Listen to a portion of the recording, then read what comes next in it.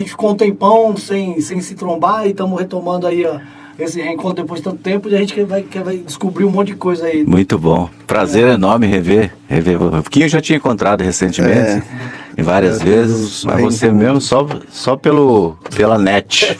Hoje Mas foi depois da pandemia, né? Que Depois. você apareceu. Se você já tinha lançado, já estava circulando. O livro ele estava sendo gestado antes da pandemia, né? Um pouco antes da pandemia. E aí a gente estava com metade das histórias prontas e tal, aí pumba, veio a pandemia. Aí aquela bagunça toda, aí a gente decidiu esperar um pouquinho, porque não se sabia o que ia acontecer e tal, aí conversando com o pessoal da editora e tal, nós decidimos mudar o formato, porque seria um livro com 80 histórias mais ou menos, né? Uhum.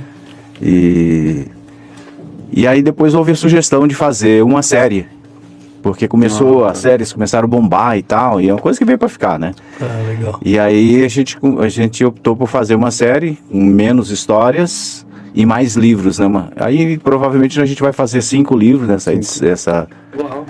E aí a cada tempo a gente lança. Bom, então já viu que tá falando do livro, mas o Artênio, além de ator, músico, poeta, também já deu, né, lançou um livro, né? Uhum. E aí, então, a gente vai chegar nessas histórias aí, mas a gente quer agora um pouquinho descobrir sobre as suas origens. Tá. Né, Menino Artênio. O Artênio, de onde são né, os antepassados, de onde vem a família, como é que é a sua história, Bom, né? Muito bom. Bom, eu nasci nos Grotões de Governador Valadares, né? Minas Gerais, num vilarejo chamado Poaia, né? Isso em 1961, vou fazer 62 anos agora.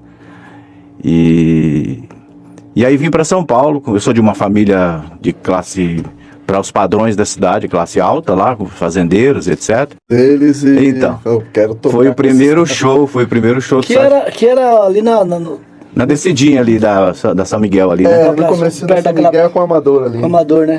Bem na descidinha de lá para cá, do lado esquerdo, né? Isso. E aí conheci o Sacha Rabeiruan, na época era Tomé e Simão, o nome deles, né?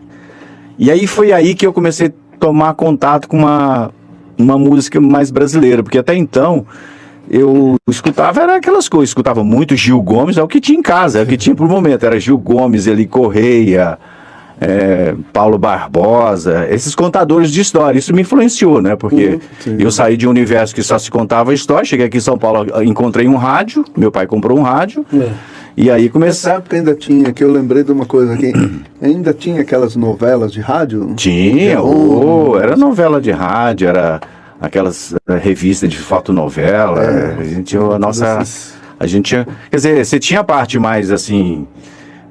digamos assim, mais intelectual, e se tinha essa coisa popular, né? Popular, da rádio. Que aí era o Daí José, Roberto Carlos, essa... Jovem Guarda. E eu, na verdade, eu fui criado nesse ambiente. Aí, quando eu fui pro Teatro Núcleo, eu tinha acho que 16 para 17 anos, aí que eu tomei contato com outro mundo, cara. Aí minha cabeça virou completamente. Mas a sua família tinha artista? Não. Eu tinha um tio lá que era sanfoneiro, mas bem distante. Que despertou isso em você mesmo. Você foi até hoje não tem ninguém na família que não tem ninguém. Minha família é muito grande, mas não tem ninguém ligado às artes, não. Eu que acabei indo por esse caminho, né? Então aí você começou a se envolver mais com essa Então, coisa. aí quando eu fui pro movimento, fui pro Teatro Núcleo, né? Fazer teatro, né? E o teatro, por natureza, ele mexe com a cabeça das pessoas, né?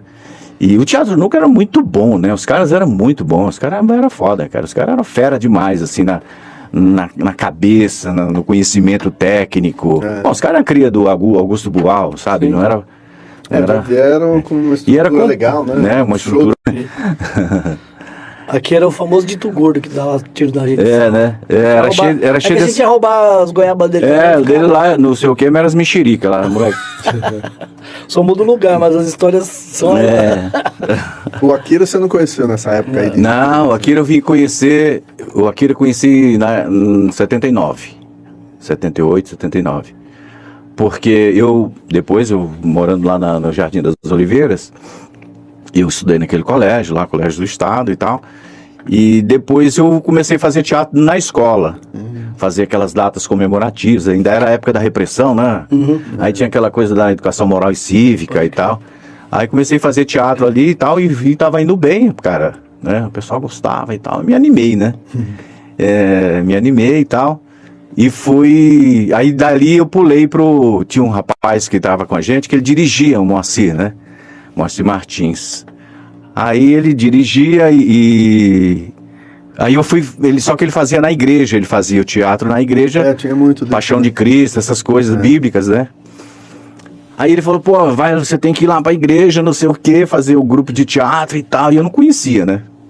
Conhecia só o Padre Grilo, né? Que tinha, muito conhecido, até tem as meninas agora que estão aí, né?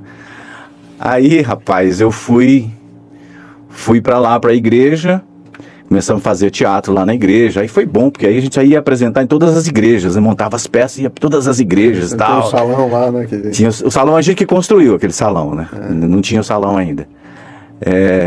Aí depois surgiu a possibilidade aí o Teatro Núcleo veio pra Zona Leste, o Celso Frateschi, Denise Delvec, Clécio Teixeira, Reinaldo Maia, essa galera aí, né?